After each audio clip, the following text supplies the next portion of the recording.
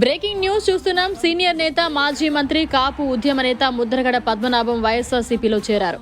శుక్రవారం ఉదయం తాడేపల్లి క్యాంప్ ఆఫీసులో ముఖ్యమంత్రి వైఎస్ జగన్మోహన్ రెడ్డి సమక్షంలో పార్టీ కండువా కప్పుకున్నారు. ఆయన ముద్రగడతో పాటు ఆయన తనయుడు గిరి కూడా వైఎస్ఆర్సీపీలో చేరారు.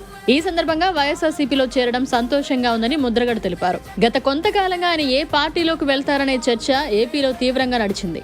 అయితే సీఎం జగన్ పాలనతోనే అన్ని సామాజిక వర్గాలకు సమన్యాయం జరుగుతుందని భావించిన ముద్రగడ చివరకు వైఎస్ఆర్సీపీ వైపే మొగ్గు చూపారు.